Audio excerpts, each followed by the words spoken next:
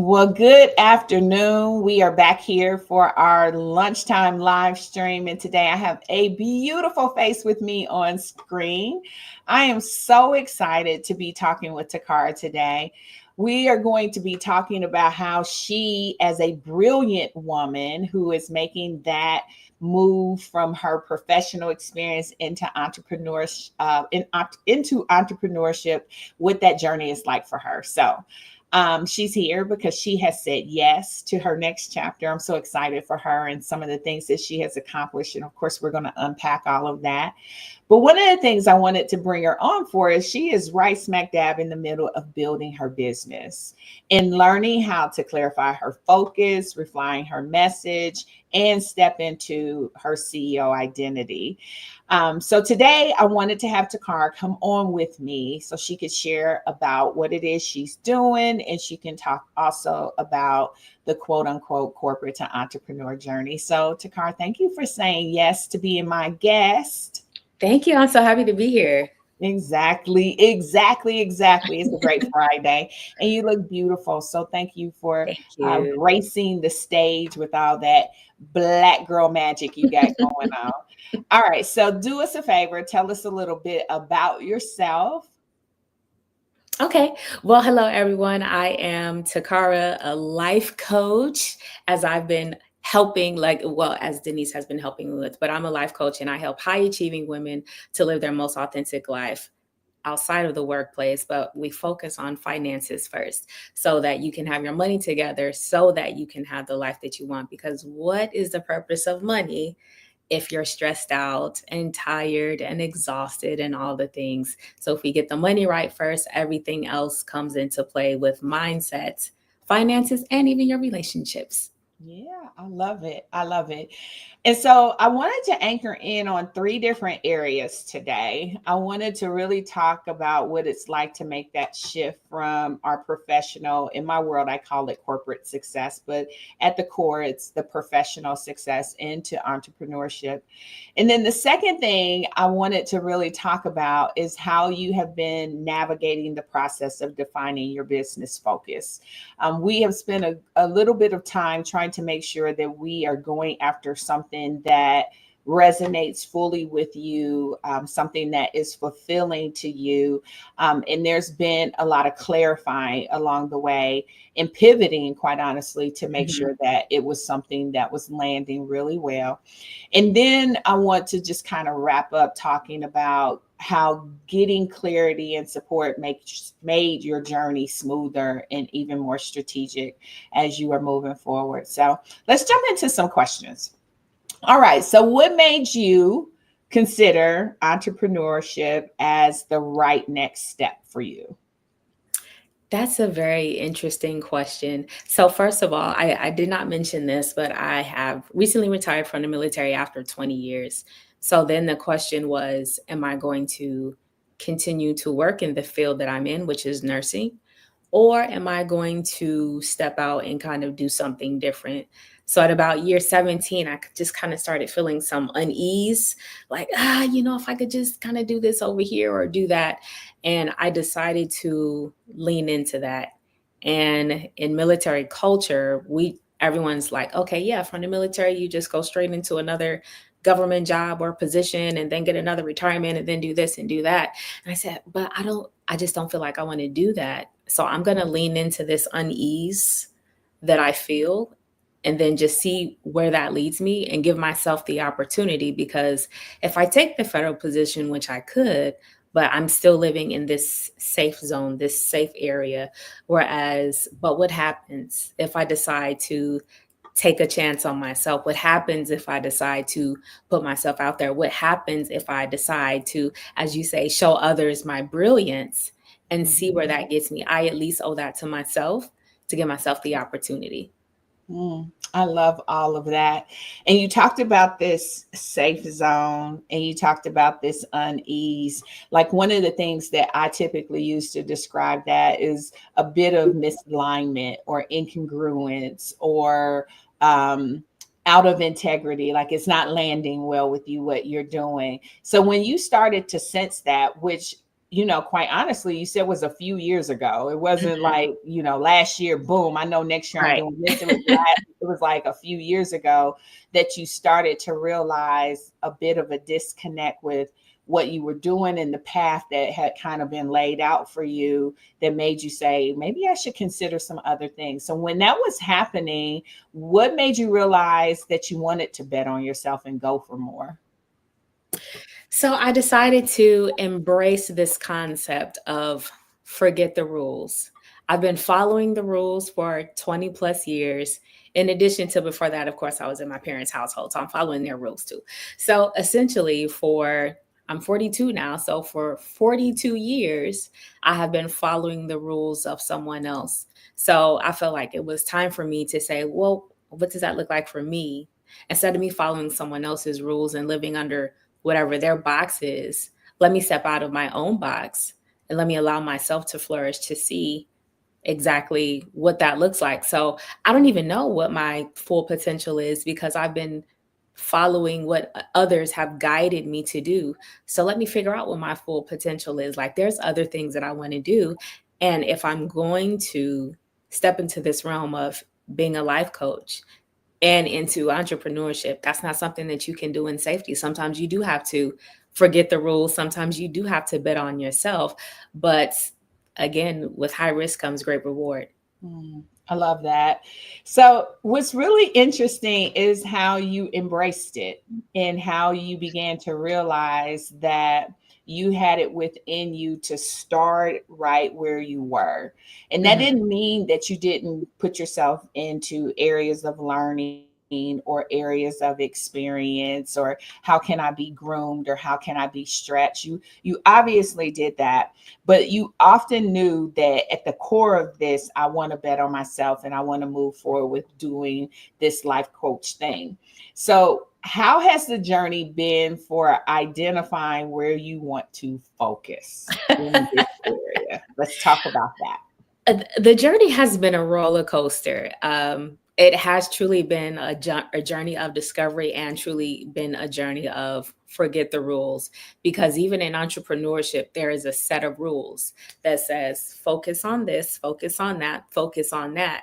So then I tried that and I said, Denise, I mean, it's cool, but I don't feel like it. Like I just don't feel like I'm all the way there.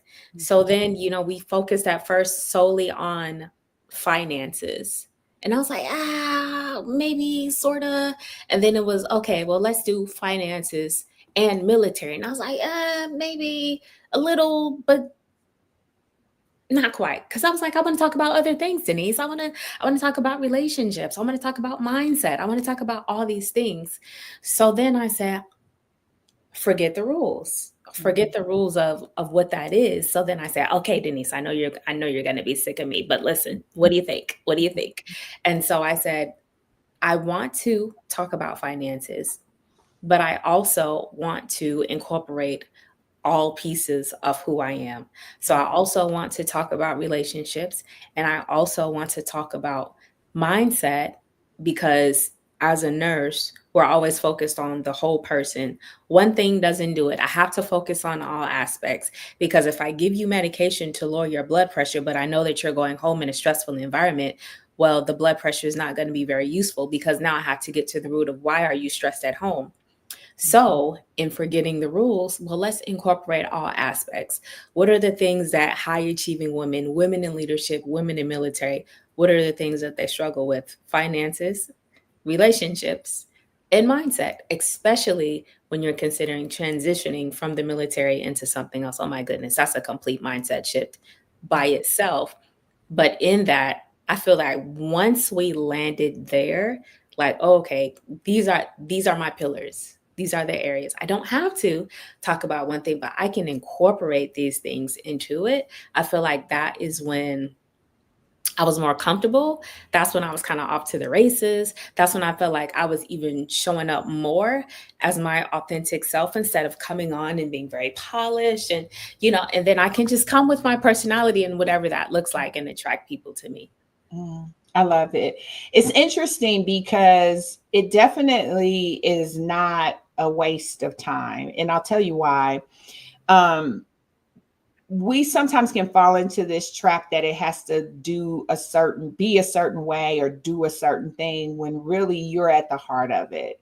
So one of the things I've been talking about this week, and you just kind of set it out very, very specifically in your example, is how sometimes when you're working with business guidance, okay, I won't say business coaches, we'll say whoever you're getting business guidance from, because some people work with women's business centers, some people work with organizations, some people are in incubators. But when you're getting traditional business guidance, they do tell you to focus on what is it you want to do and who is it that you want to serve. And those are a good place to start. But in your example, and in the practice of what I try to do, is incorporate you because you're the it factor.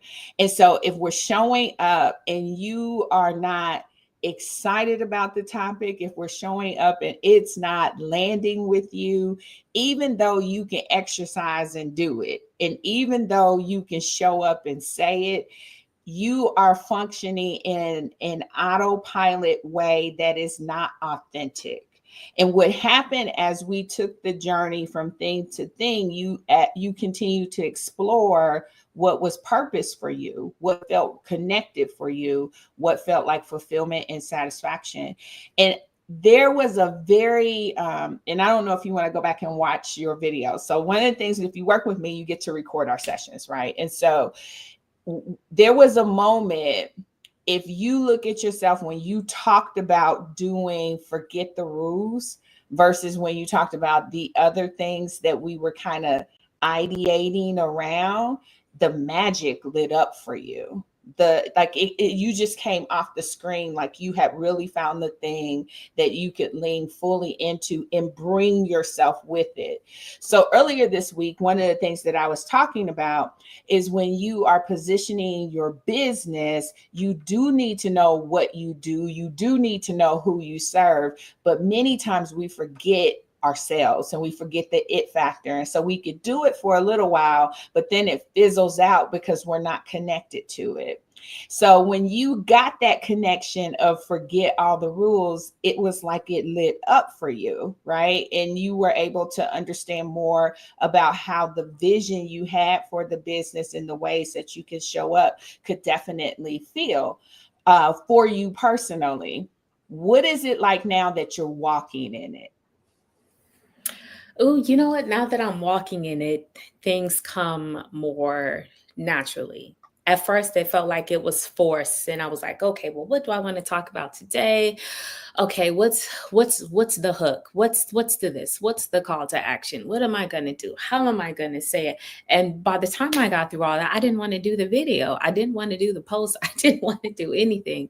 Versus now, when I have a thought, I could be the last week I was running around the track and this thought came to me and I was like, "Oh, let me do this right now. Sweat and all, sunblock dripping from my chin and all. Let me get this out so that I can give it to the people as far as how that is." And it's not such a strain or effort. And then in that place, you can come from a place of authenticity because I truly believe that people can tell whether you show up authentic and whether it's forced or whether you truly enjoy it and what you're talking about.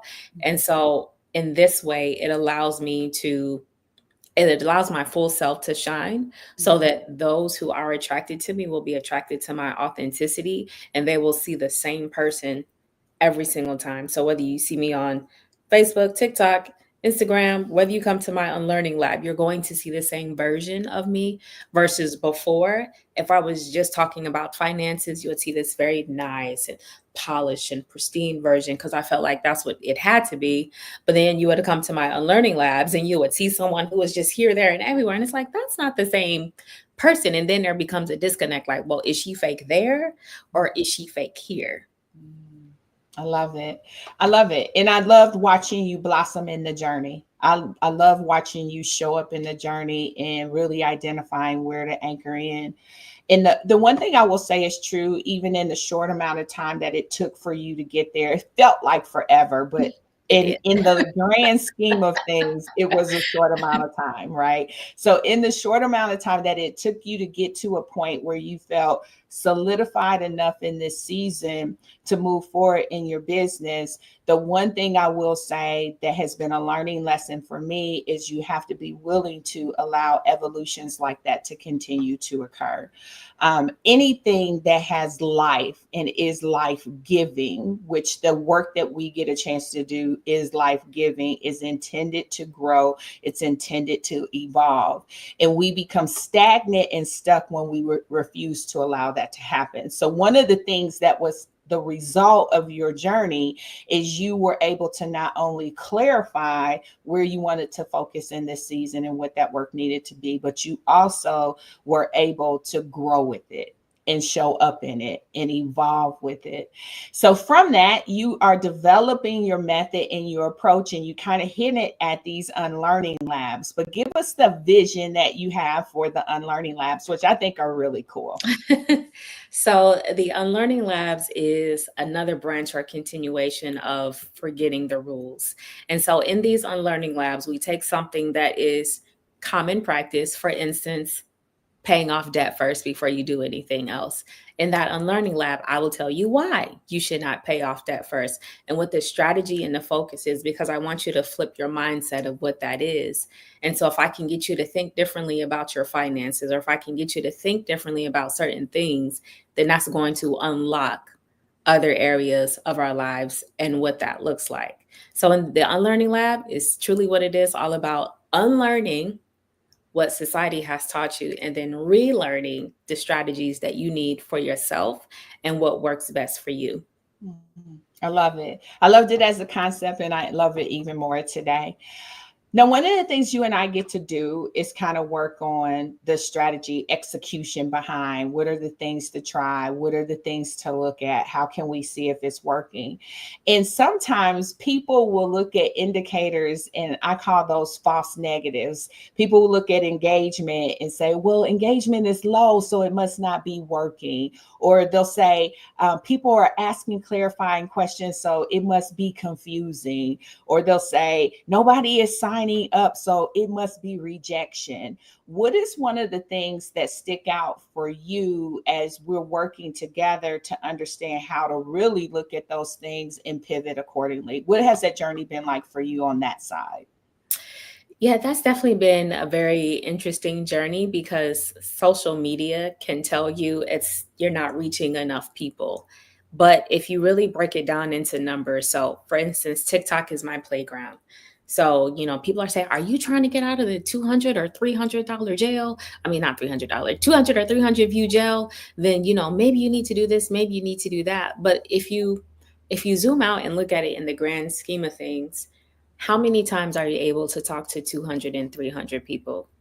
Mhm. It's not very often. And so what we need to do is say, okay, 200 people saw this. Now that 200 people saw this, am I getting people to respond to me, or are they not responding to me? And if they're not responding to me, is there a way that I need to refine my message? Well, let me try let me try this same thing, but let me say it a different way. If 200 people saw it the last time, let me get those same 200 and let me see if they'll comment, or let me see if they'll save it, or let me see if they'll share it. And each time they do one of those, that tells me something. That tells me, okay, they liked it for them because they saved it. Oh, they liked it for them and somebody else because they saved it and they shared it. Oh, now maybe they have some curiosity or they agree because they commented. So now instead of me looking at the numbers as like, oh, nobody's looked at this, I look Mhm. at, okay, but what else is happening? What else is going on? And I do my very best now. At first I was a little discouraged, but I said, no, no, no, let's zoom out. How many times do I get to talk to 200 people at one time, 300 people, 50 people even at one Mhm. time? How often do I get to do that? So I think when we come from that perspective and just realize as long as I touched one, it really doesn't matter, because that one person could be the person that I've been looking for this whole time. I just needed to show up so they could see me. I agree with that. And one of the things about high achieving women, if you consider yourself, we are lurkers more than we are engagers. Hmm. We are paying attention to things more than we are liking and sharing. And so we forget ourselves in how we engage and interact Hmm. and expect something differently. So here's something I will tell you. And I don't think this is anything that I've shared with you in any of our sessions. There was this challenge that came in one of the coaching communities I'm in. It was my sales coaching community. And when they said the challenge that the coach in that environment said is go to chat gpt and ask it to give you a visual of 100 people, 200 people, and 300 people. And if it gives you the visual of that, you begin to realize really quickly that that is not a small number, right? We're not talking about people who are sitting around the Thanksgiving dining table. You're talking about rooms of people, you know. And so I think that is a very healthy perspective that you have. And we can sometimes discount ourselves, discount our progress and our growth, as well as our potential when we start inappropriately comparing our numbers to someone or something else, right? It can rob us, it can steal away everything that we're able to accomplish. And so when you get a chance, just ask it to give you a visual. And you can be very definitive. You can say, give me a visual of a room with 200 Black women. Give me a visual of a room with 200 Black men and women, and see what that looks like. Because once you start seeing those numbers, you'll begin to realize they're not meager numbers. They're really strong numbers. The second thing that I think is also important, and I know this is something that you and I have talked about, is the number of touch points that it takes for people to convert. And I will say again, think about yourself. It is not often, in fact, I would dare to say rarely, that you will have one person show up in your feed one time and you will react right away to that one thing. Hmm. And so those touch points are so important, and you have to stay in it. You've got to be willing to keep working through it and not give up. So with that, tell me, how has it been helpful to you having some support to help you figure things out? What has that been like for you? You know what? That's actually been very helpful because then you have someone again who's able to zoom out and say, "No, actually what I hear you saying and how you're actually showing up, they're not quite in alignment. So we need to refine some things here. We need to refine some things there." So even in one of our conversations, I said, "Well, Denise, I'm sending the people an email once a week. I just don't understand." And you said, "Girl, that's not enough. People don't read emails like that. You need to be sending more." Don't be worried about if you are overwhelming their emails, overloading their emails. If they don't read it, they don't read it. But at least they had three different opportunities to get to you in one week versus one time and they didn't even see that one email, and then try different days. You're just sending them an email on Monday. What happens if they read their email on Wednesday or Saturday or Sunday? And I said, oh, oh, Mhm. oh, well, that's a good idea.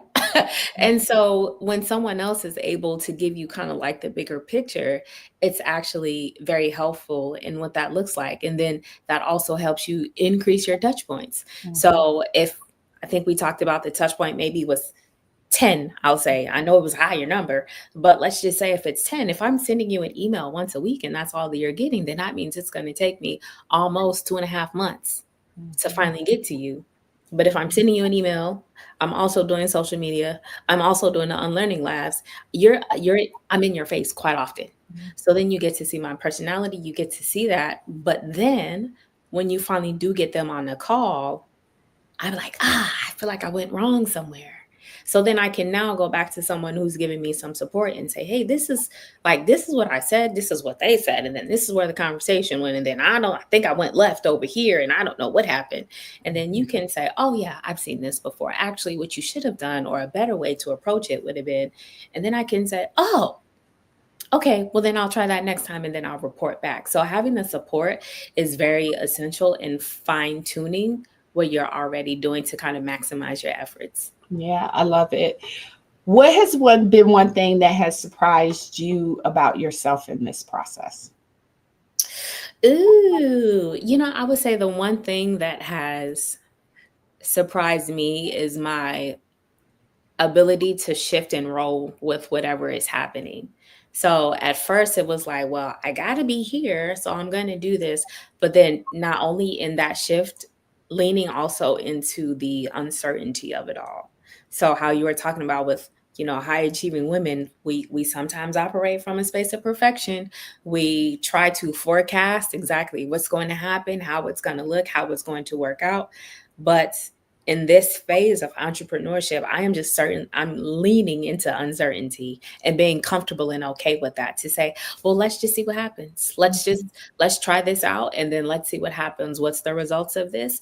And then as you told me before, you're working too much in the business and not on the business. And so sometimes you need to step back and be the CEO instead of being the social media manager and the content creator and doing this and doing that, and step back, look at the full picture and say, okay, but what does this looks like?